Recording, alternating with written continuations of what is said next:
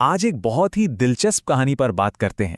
सोचिए 1947 में दो देश एक साथ अपना सफर शुरू करते हैं, लेकिन आज उनकी आर्थिक राहें कितनी अलग हो चुकी हैं। जी हाँ, हम बात कर रहे हैं भारत और पाकिस्तान की।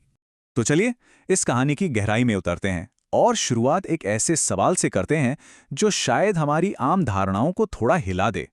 अंदाजा लगाइए, आज़ादी के बाद शुरुआती दशकों में किसकी अर्थव्यवस्था ज्यादा तेजी से बढ़ी थी, भारत की या पाकिस्तान की? ये सुनकर शायद थोड़ी हैरानी हो, लेकिन सच यही है। पहले लगभग 40 सालों तक पाकिस्तान की इकोनॉमी भारत से तेज रफ्तार से बढ़ रही थी। और यही तो सबसे बड़ा सवाल है।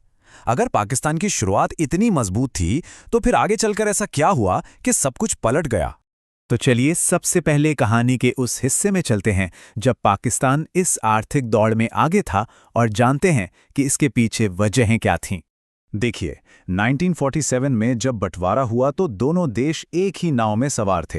दोनों को अंग्रेजों से विरासत में मिली थी गरीबी और एक पिछड़ी हुई अर्थव्यवस्था। मतलब दोनों की स्टार्टिंग लाइन बिल्कुल एक ही थी।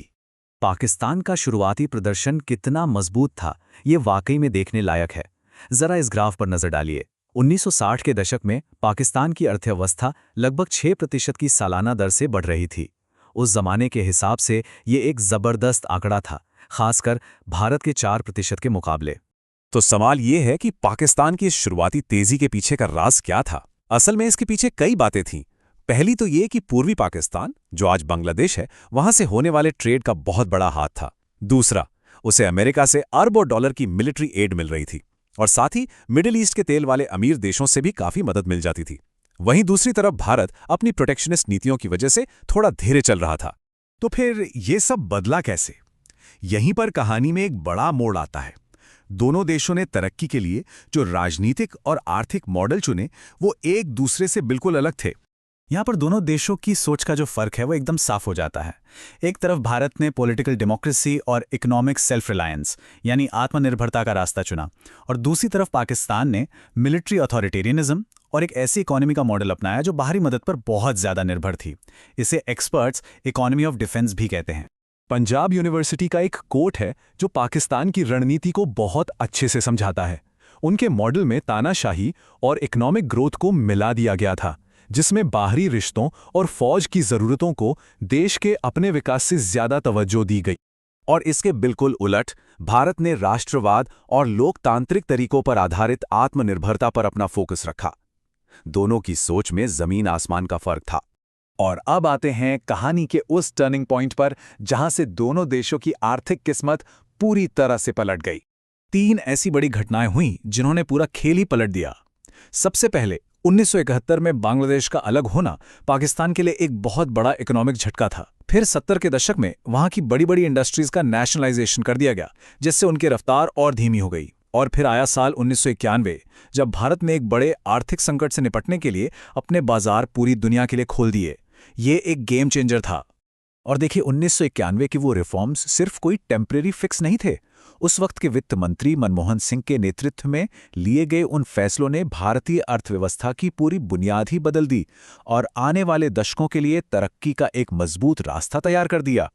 और इस बदलाव का असर वो इन आंकड़ों में साफ साफ दिखता है। 1980s के दशक में जहां भारत की ग्रोथ रेट 4% थी, वहीं 90s के दशक में ये उछलकर 6% हो गई।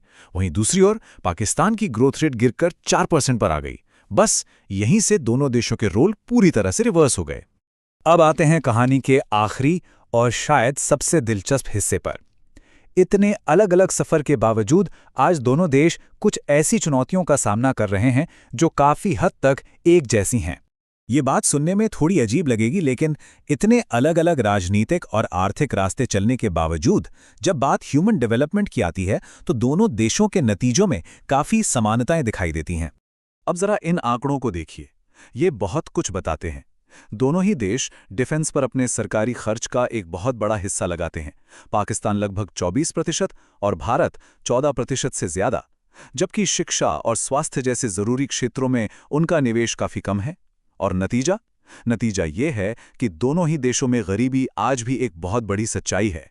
पाकिस्तान के लिए एक बहुत बड़ी और लगातार बनी रहने वाली मुश्किल रही है वहां की पॉलिटिकल इंस्टेबिलिटी। बार बार सरकारें बदलने और मिलिट्री के दखल ने एक ऐसा माहौल बना दिया है जहां लॉन्ग टर्म टिकाऊ नीतियां बनाना लगभग नामुमकिन हो जाता है, और इसने वहां की आर्थिक तरक्की की जड़ों को कमजोर कर दिया है। और भारत की अपनी अलग कहानी है, एक अलग चैलेंज। यहां तेज इकोनॉमिक ग्रोथ से बेशुमार दौलत तो बनी है, लेकिन साथ ही अमीर और गरीब के बीच की खाई भी बहुत गहरी हुई है। इसी वजह से अक्सर दो भारत की बात होती है, एक जो चमक रहा है और दूसरा जो पीछे छूट गया है। कुछ ऐसा ही हाल पाकिस्तान में भी है। जैसा कि ये चार्ट दिखा रहा है, वहां की इकोनॉमिक ग्रोथ का फायदा उसकी आबादी के एक बड़े हिस्से तक पहुंच ही नहीं पाया है। आज भी लाखों लोग गरीबी या लोअर मिडिल क्लास में एक बेहतर जिंदगी के लिए जद्दोजहद कर रहे हैं। तो आखिर में ये पूरी कहानी हमें एक बहुत बड़े सवाल पर लाकर छोड़ देती है कि डेवलपमेंट का, विकास का असली मतलब है क्या?